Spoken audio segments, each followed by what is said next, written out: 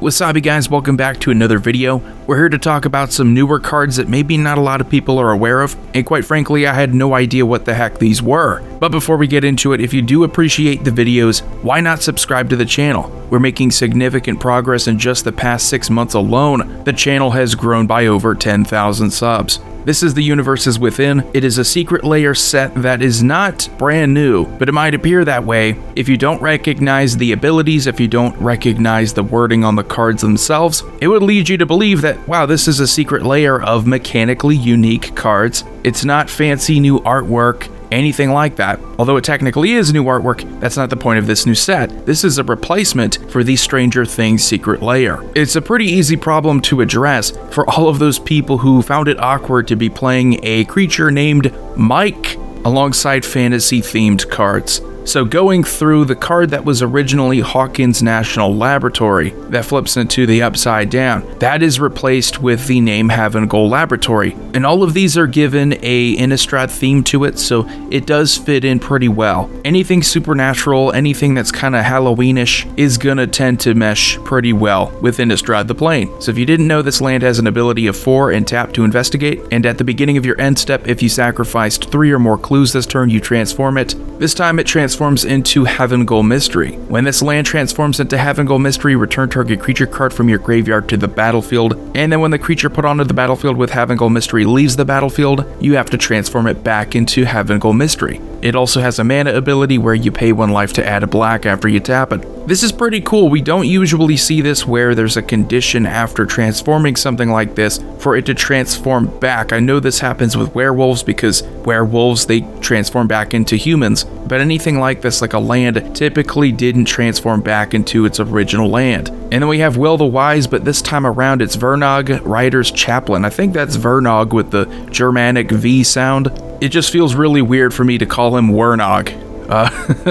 But this was a pretty decent commander option as Will the Wise, but I don't know too many people who ever cared enough to play any of these as commander options. This time around they might actually do that. When it enters or leaves the battlefield, each opponent may investigate. Each opponent who doesn't loses 1 life, you investigate X times, where X is 1 plus the number of opponents who investigated this way. And the Friends Forever keyword here is frustrating because you literally changed the actual name of these creatures, so they are different creatures, it's not the same. What was keeping Wizards from switching this part of the text as well to partner? So you gave them new artwork, new characters, new names, and it's not like the names that were given to some of those creatures, you know, like the Godzilla back in Ikoria. Right beneath it, it's technically this creature, hint hint. No, it's literally a different creature because it has a different name.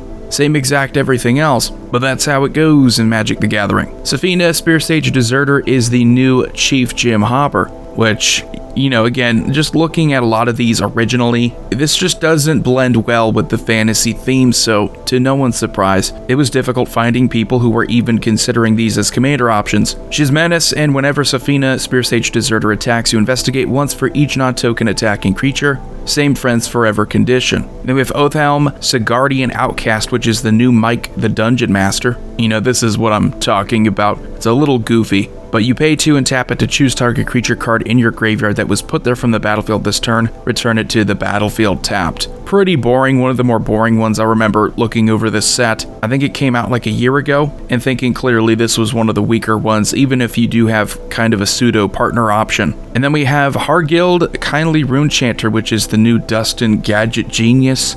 She taps to add 2 colorless, spend this mana only to cast artifact spells or activate abilities of artifacts, and that's, you know, a pretty decent commander option if your deck is nothing but artifact abilities, and being a partner with something else would have really opened this up. But because it still says Friends Forever, that is incredibly awkward. The Friends Forever thing doesn't really apply to any of these creatures, so Wizards, why didn't you just go the extra step here, make these all partners? Because looking at these creatures now, the new ones, Friends Forever just seems pointlessly quirky. And then we have Elmar Uvenwald Informant, which is the new Max the Daredevil. I like how they're both technically suspended in air. Haste, and whenever you cast your second spell each turn, untap target creature, then investigate. I do like the investigate theme. I think if you had an investigate focused deck, that would give you a reason to partner up 2 of these Friends Forever. And then we have Cecily Haunted Mage, which is the new 11 the Mage. Maximum hand size is 11, I wonder why. And whenever Cecily Haunted Mage attacks, you draw a card and you lose a life. Then if you have 11 or more cards in your hand, you may cast an instant or sorcery spell from your hand without paying its mana cost. That was pretty cool. That's a deck that's entirely focused on getting past your maximum hand size, which we've seen the alternative where it's all about discarding and wheeling into more cards. This is just accumulate more cards. So out of all of the commander options, this one was clearly my favorite, because not only does it have a decent ability where you draw a card, it also helps you out if your deck is nothing but card draw, because you get an unusually large hand size.